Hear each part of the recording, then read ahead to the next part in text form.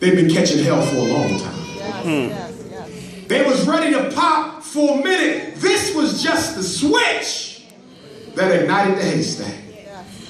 So when I heard about it, I spent so much time in Baltimore. Frederick Douglass and Harriet Tubman came from Baltimore. It's only 90 minutes from Philadelphia. I'm always there. I said, I want to have a town hall meeting to get to the bottom of this because somebody's lying. So if you go on YouTube and type in Dr. Umar Baltimore Town Hall meeting, you can watch the whole thing. It's like 3 hours. Testimony after testimony from brothers and sisters telling the truth about what happened. And guess what really started the riot? Well, they came in after, but guess who initiated the riot? There was a Baltimore Orioles game. Our brothers and sisters were having a peaceful protest against police brutality in the name of Freddie Gray. And the white folk, drunk from the game, rushing to get home, came out the Orioles Stadium face to face with our peaceful youth and started shouting the N-word.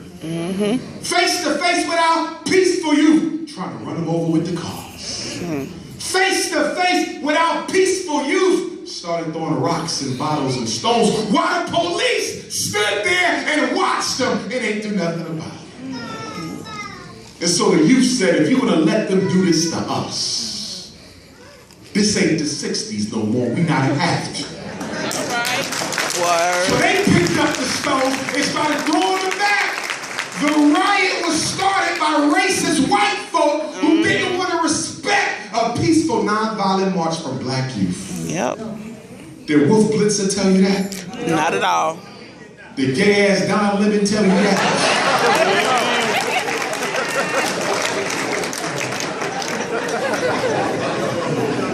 Did Anderson Cooper tell you that?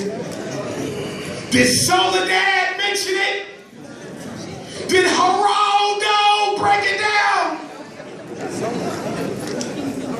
They left out the one detail that would have made the whole thing make sense. And then I asked about the school riot. Remember they said the kids sent the text? That was a lie. They sent a text message, we're going to riot and tear down the mall. I found out that not a child in Baltimore sent that text. That the police sent the damn text. If the text came from a child, do you realize they could have found the exact phone that triggered the lie? And then they said, Dr. Umar, let us break it down a little bit more. When the kids got let out of school, the police were already waiting in riot gear. They said the children tried to get on the buses to take them home, the school buses as well as the public transportation. And the police got on the bus and ordered the children off and told the buses to get the hell out of Dodge. And then they said the reason why there were so many children outside the mall wasn't because they wanted to riot. It's because the transportation center is right next to the mall. Look at the lies on CNN. The lies on C-SPAN. And then they brought up the drugstore. The Walgreens or the CVS. What was it? A Rite Aid? Doesn't matter. It doesn't even matter. First of all, I didn't have a problem with that burning anyway. You know why? Because people was all over my Twitter, well, Dr. Umar, you said you support the rebellion, but do you realize that some of our people need the medicine from that? I said, are you aware that there's research coming from the American Medical Association, the white folk, that said most black people who die from disease are not dying from the disease, but the medication they take for the disease.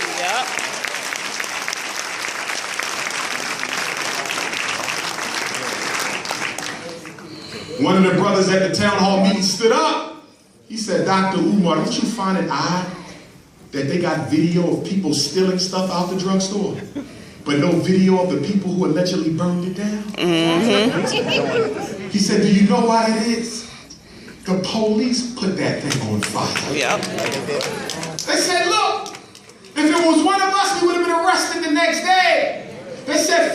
Baltimore, do you realize that right next to the drugstore is a strip of stores?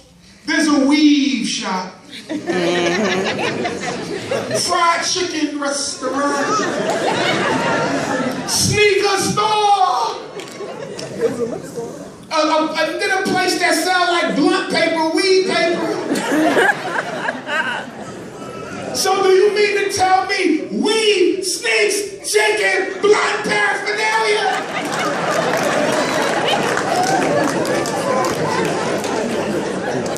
Do you really think if we only got 5 minutes to smash and grab, we gonna smash and grab some chewing gum and toothpaste?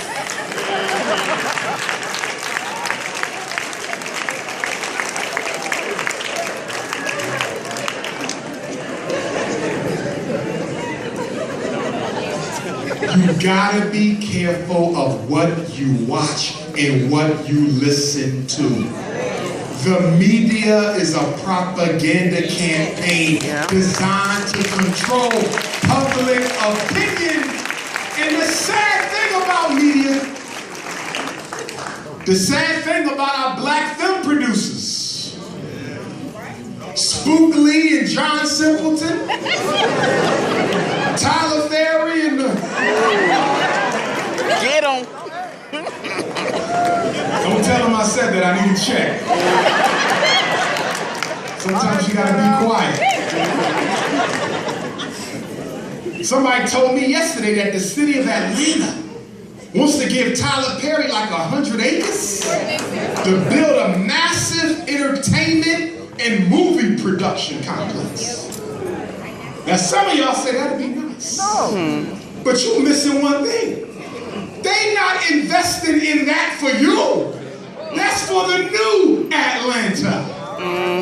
Or better yet, the old Atlanta. Let me tell you how this works. We're gonna put Tyler Perry face on the new entertainment complex so black people think it's all for them. And when that complex gets erected, the property value goes up quadruple.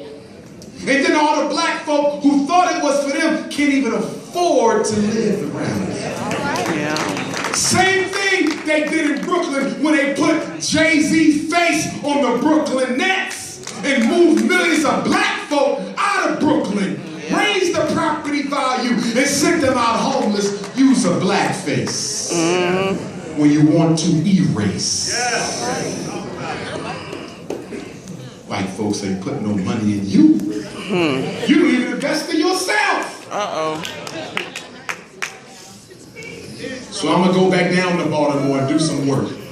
I'm gonna start a youth chapter down there. I love Baltimore. If you've never been to the Great Blacks and Wax Museum, go check it out. I was on CNN, some of y'all saw it, TV One. Yes. They had a town hall meeting on the Baltimore Rebellion. For some reason, my comments didn't make the final edit.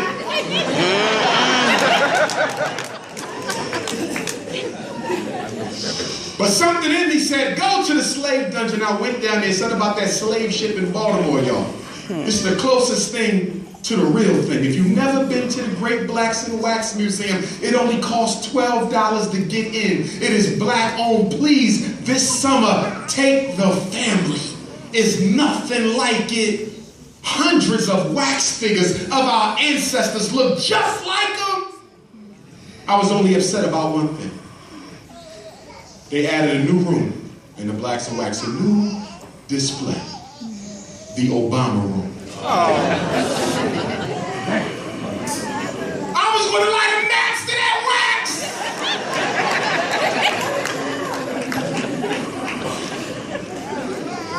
But for those of you who want to experience the real thing, we're going back to Africa this summer, y'all.